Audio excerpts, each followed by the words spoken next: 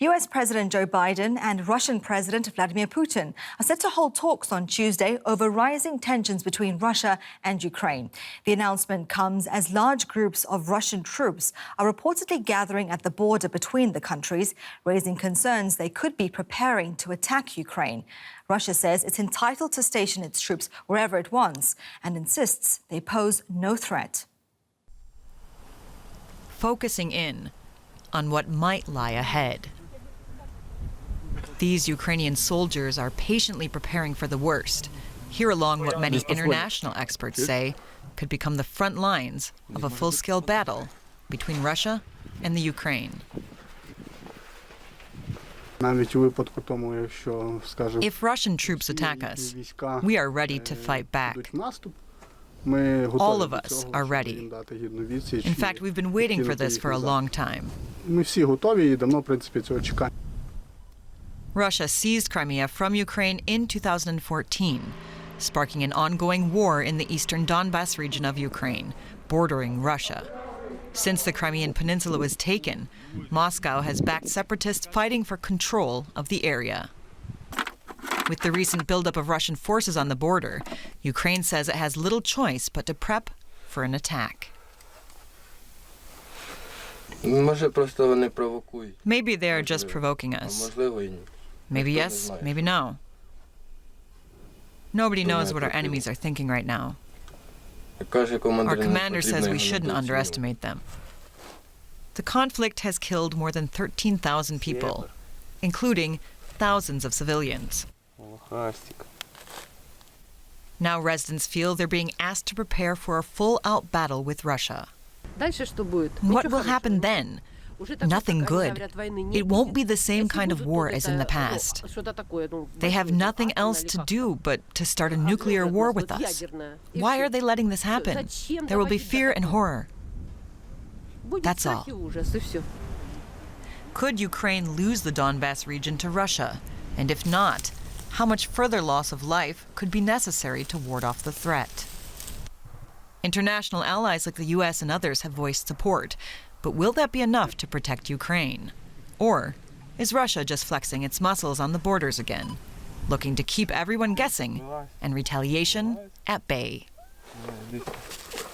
For more on this, I'm joined by Kardi Leek, a senior policy fellow at the European Council on Foreign Relations in Berlin. It's great to have you with us on DW News. How real is a threat of a Russian invasion of Ukraine? I think it is real, but not necessarily imminent. As I understand this troop build-up, it is still first and foremost an invitation to talk. But the aim of these talks will be handing Moscow control over Ukraine's future political choices, which is very hard to do for anyone in the West, not to mention immoral. And I think Moscow means that they seriously want to have a proper leverage over Ukraine, and they are prepared to achieve that by military means if diplomacy gives no results.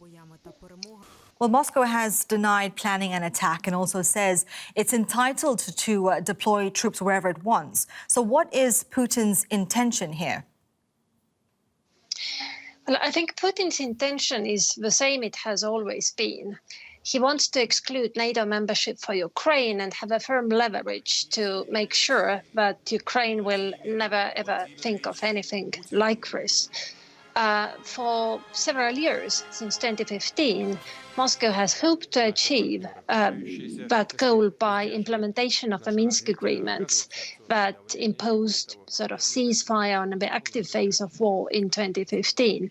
However, now they have probably realized that the agreements are not working as they hope, that Ukraine, even under President Zelensky, is not fulfilling the agreements as Moscow reads it.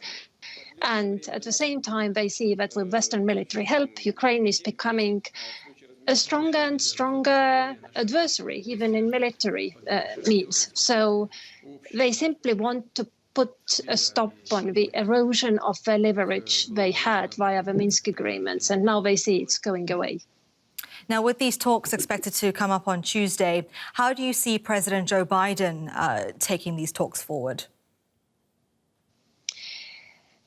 It's a tricky one because Biden, he has no intention to invite Ukraine to join NATO, but he's in no position to declare the door closed to Ukraine forever after. So I do not think there is a good solution to the situation. That said, Biden has very skillful diplomats. I think the US diplomacy right now is better than it has been for a long time. So I guess that the creativity of these people could come to some solutions that I cannot properly think of. My advice would be to play for time. Try to freeze the situation until Moscow comes to its senses and sees that the sort of control they want to have over Ukraine is impossible in principle, not because the West denies it, but because Ukraine doesn't want it, and it is simply not doable in 21st century the way it was possible after the Cold War, after Second World War. If things were to escalate and Russia was to invade Ukraine, who would provide Ukraine military support? Who are its allies right now? Well, many NATO countries have been giving Ukraine military support, not because they think of Ukraine as a future NATO member, but simply because Ukraine is a victim in that debate. I guess military aid could be supplied in the future too, but it doesn't amount to boots on the ground. I think when it comes to actively fighting the war, Ukraine will be on its own. Okay, Kardi Leek, thank you very much for your time and analysis.